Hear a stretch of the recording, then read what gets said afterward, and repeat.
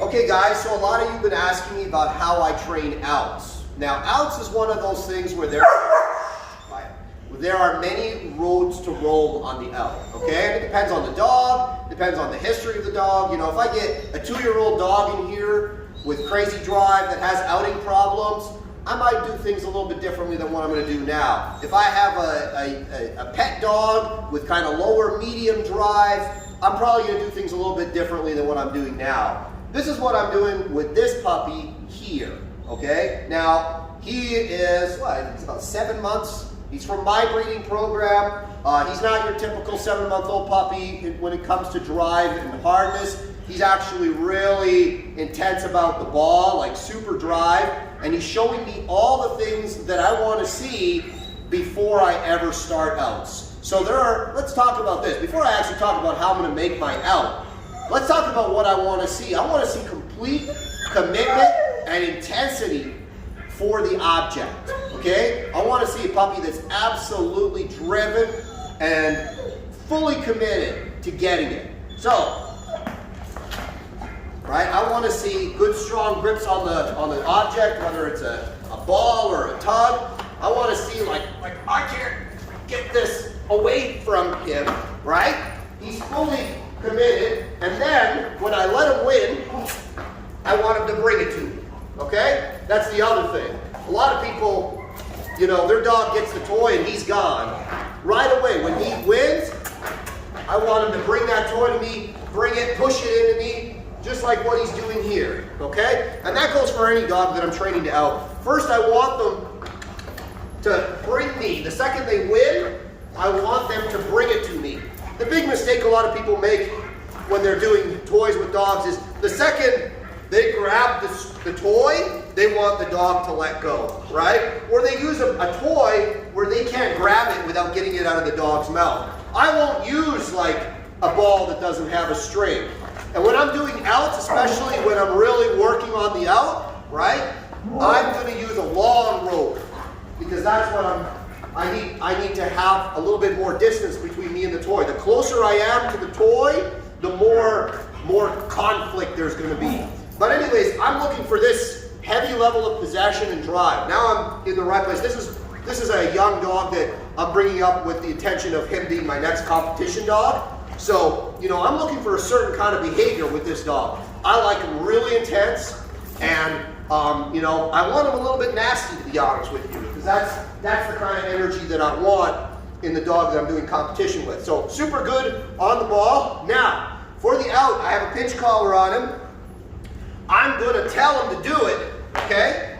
And then when he doesn't do it, because he probably won't, I'm going to go pop, pop, pop upwards on the pinch collar, okay? He's going to drop the ball, and then I'm going to let him bite the ball. But there's a little bit more to it. Out! Good. All right. So he didn't drop the ball. I went pop, pop. You can see that. There was a little bit of conflict, and then he spit the ball, right?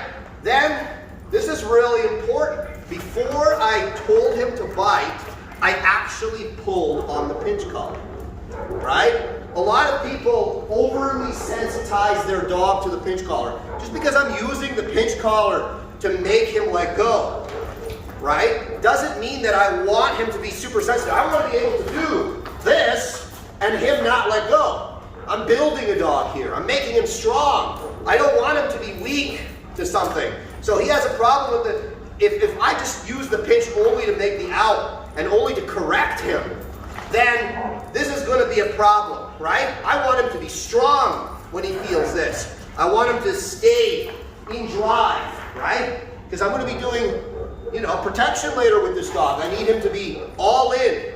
So I make the pressure to make the out, and I also make the pressure, yeah, buddy, I also make the pressure to get him to bite it again. So pressure doesn't mean just one thing, if that makes any sense to you, okay? Desensitize it. Out! Good. And now, no pressure.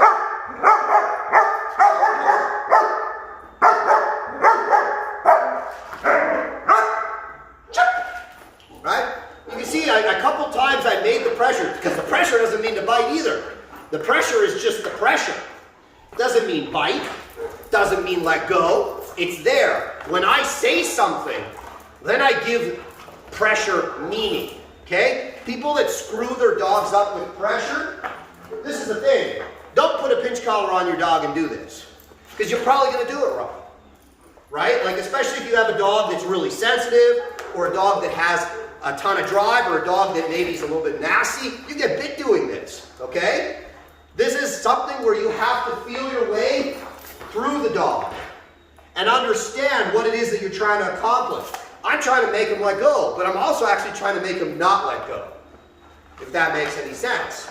I'm building the dog to the pressure. I'm making him, this pressure, this physical discomfort that I apply to the dog, right, to make him let go is actually making him want to bite it more, okay? And that's really important for what I'm going to do later with him. So everything that I do with this dog, whether it's giving him food, whether it's playing with a ball, whether it's teaching him to out, it's all in the thought process of building, not bringing him down. I want him to become stronger. And this is the kind of dog where pressure properly applied is going to forge him, like putting a piece of metal in the fire, right? Too much, you melt it. You do something wrong, it becomes too brittle. You want to build him and make him stronger and stronger and stronger. So pressure doesn't make him weaker. Pressure builds the dog, right? And it builds the behaviors that you're working on, like biting. Yeah? Yeah? Good. Good. Good. Good.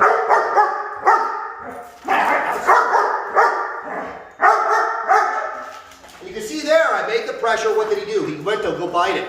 Because he's already thinking pressure means bite. No, it doesn't. Pressure is pressure. When I tell you to bite, then it means bite. And for those of you like, oh my God, you're ruining your relationship. Look at him. He loves doing this stuff. This is making him stronger. This is fun for him.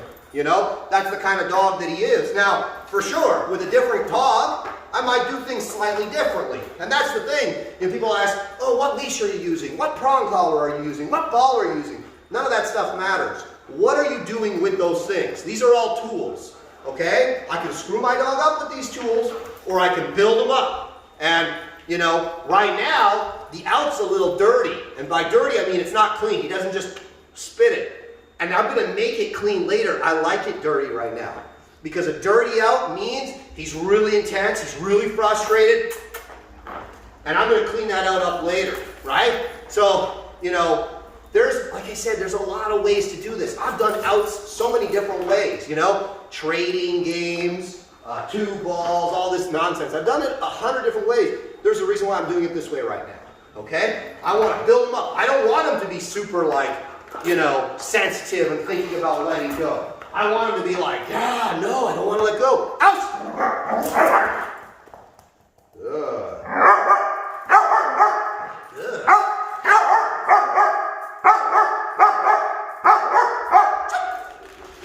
Right? You can see again, pressure, pressure, pressure. What does it mean? Doesn't mean anything yet. It just makes him a little bit more frustrated. That's fine. I want him super frustrated. Because for the stuff I'm going to do with this ball later, he's going to have to work really hard. So the more frustrated he is, the more intense he is about the ball, the better. Okay? So, for those of you wondering, why am I doing the outs on the ground? Yes, you heard the ground. And you see he has conflict now with the command a little bit. But that's okay. I like the conflict. The conflict's going to bring that intensity. And later on, when I clean up his outs, he's not ready yet for me to clean his outs up. If I clean up his outs right now and make him super clean, he's going to get a little passive, okay? I don't want him passive. I want him, like, super amped, all right? So now I got him letting him go on the ground. Let's talk about moving forward. What am I going to do? Up. Okay, so he's let go of it. Now I want to get the ball. What am I going to do? Right? Well, I'm going to put him in a sit. Sit. Sit. Good. Okay. And look, I could just pick it up, but I'm not going to. Nope. And you can see when I bend towards it, he wants to. So I'm just going to make that pressure. If you can't see, just go over there. Good. Sit. Good. Sit. Now I'm going to bring the ball to him. Right? You can see what I'm doing there. Just because I'm bending over to pick up the ball doesn't mean you get to go after it. It means wait. I'm going to bring the ball to you. And this is going to be how I train the dog to let me, I mean, he's just a little guy right now, but when he's big and when he's coming 100 miles an hour, if I haven't made him safe around the ball, I'm going to get bit. I might still get bit, but I'm definitely going to get bit if I don't do that. So again,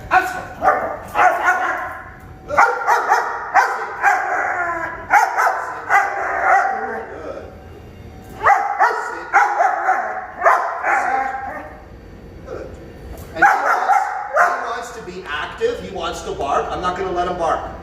That's a sit.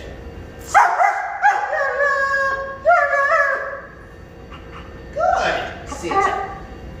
No. Sit. Good.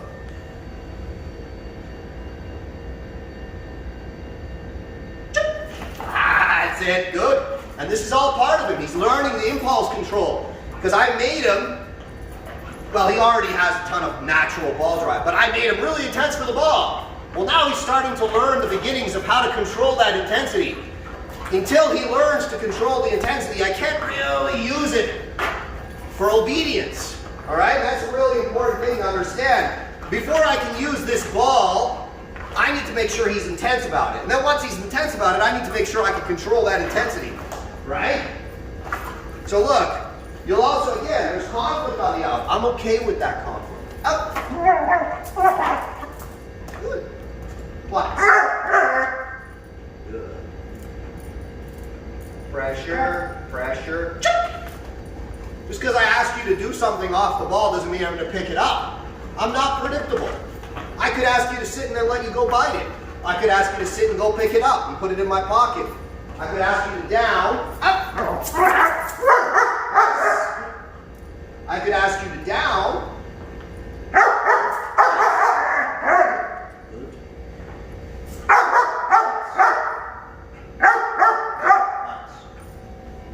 No.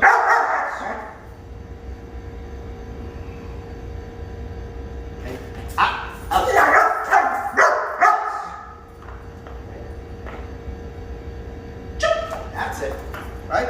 I could ask you to down and then give it back to you. But when everything I do, you notice, I'm real firm about it.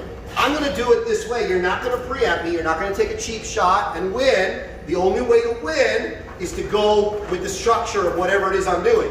So if I ask you to down, don't break the down to get the ball until you hear the mark. Good boy.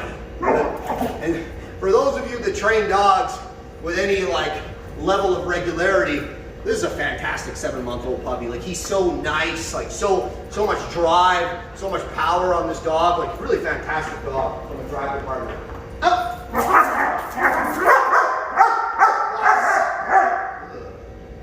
Now I'm going to activate him. I'm going to let him actually bark now. Right? Sometimes it's okay to bark. I don't always, this is why he's so barky, because I actually make him bark a lot. I want him super active. I want him super open. Yeah, man. Yeah. Man. Yeah. I want him like that. Good boy. Yeah. And I want him desensitized to the prong. Soon I won't be able to use the prong with him anymore for this. Right? And that's good for me. That's where I want the dog personally. I like dirty outs right now.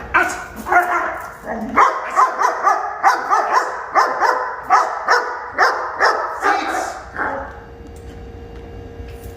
Good. Beautiful. All right, so again, you can see the application of pressure. The pressure to the sit, the pressure before the bite, the pressure to get him off the ball. The pressure is everywhere. And the pressure has different meanings. It doesn't always have the same meaning. If you try to do this with an overly sensitive dog, a dog that doesn't have much drive, you're gonna destroy your dog's drive for the ball. So once again, this isn't something where it's yeah, do this with every dog. That's not what we do, guys. I can't stress that enough. It's not about the prong collar. It's not about the ball. It's not about what we're using. It's about the dog, the trainer, the field, what we're doing in front of us, okay? So now I'm going to show you I got the ball in my hand now. I got the rope to the ball. Now I'm going to make an OUT with it in my hand. Up.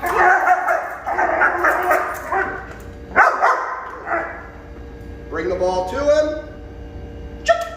This is what happens. A lot of people, they make the out and then they rip the ball away and they try to hide the ball. Okay? It's like, no, don't hide the ball. I always bring the ball to the dog. That's how I don't also get bit. If he's going to bite anything, he's going to bite that ball again. That's what he's going to do. You're getting tired, aren't you? And again, you're going to see the outs on this dog. This dog's going to pop off the ball, the sleeve, the suit, whatever it is he's on later on in the process. But right now, we're building. We're not breaking him down. We're using the pressure to forge him into a stronger and stronger dog. All right, so once again, from my hand, again, a little tug because I don't out the second I take the ball. I only ask for it once we've played a little bit, okay? Shorten up the lead.